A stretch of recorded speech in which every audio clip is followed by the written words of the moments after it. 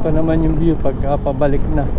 Galing kami doon sa falls pero di na namin diniretso dahil ano, ang putik ng daan. Tapos parang uulan, sobrang dilim doon, kaya hindi na kami tumuloy.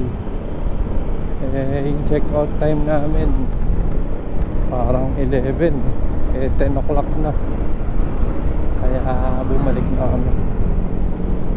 Kung didiretso mo pala mula doon sa pinagstayan namin hanggang dito, ang dami pang pwedeng tuluyan eh.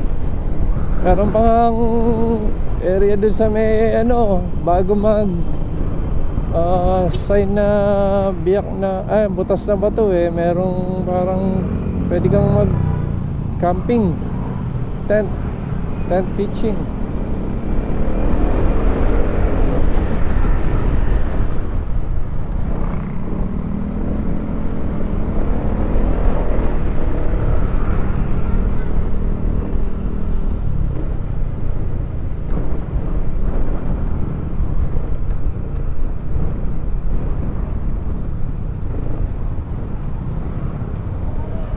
Yun lang, ano rito, pagka nagmamadali ka, hindi pwede dahil daming kasalubong, sa kalit lang ng kalsada.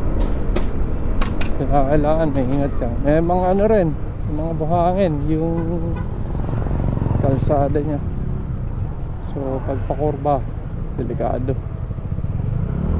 May mga mabibilan din ng mga ano, mga tinda, mga isda, mga kaya lang yung presyo, siyempre hindi natin alam kung mataas. Pero siyempre may mataas ang konti dahil may markup din sila.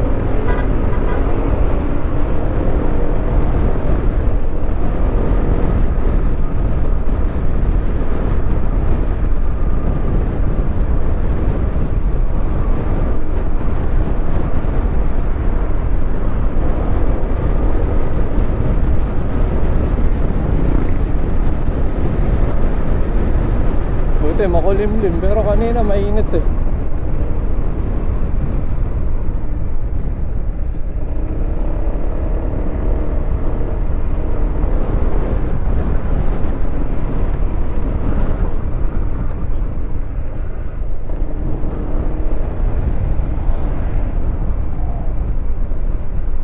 Yun lang, parang humps.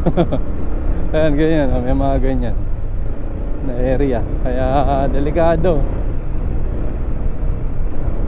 madulas yung daan.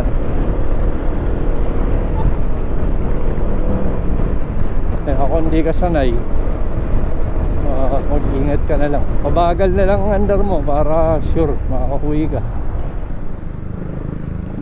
Saka hindi rin sasanay-sanay yan. Pati syempre yung gulong mo kung okay, kung kondisyon, mamaya paubos na. Ito na yung akyat ng team view. Ayan na sila. Wala ako, nakabilisan.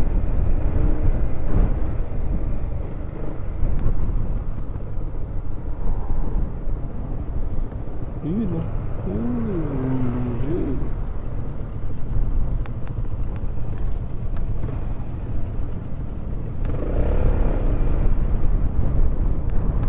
Semi-rough road.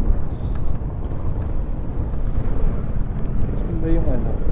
Meron dito yung ano eh, yung kalsada na pinagtagpo pero hindi tinadhana eh. Kung ang nalampasan na namin eh.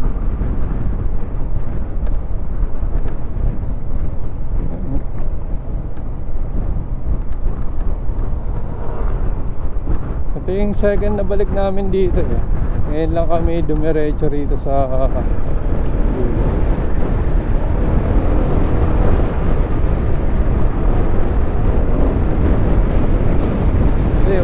punta namin dito, doon lang kami sa may ano eh.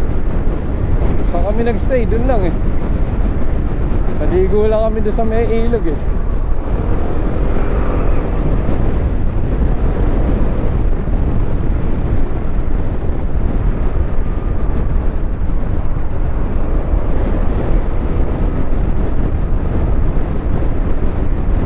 Napakalit ang ating video.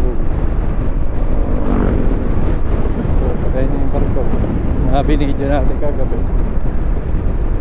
Special thanks to pilot Posty.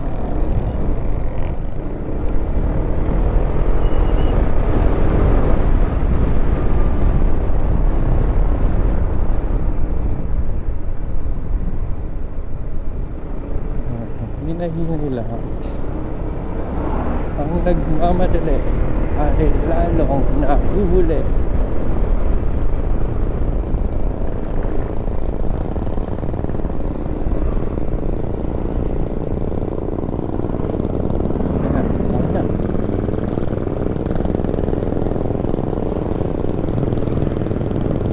Ano, traffic na dito.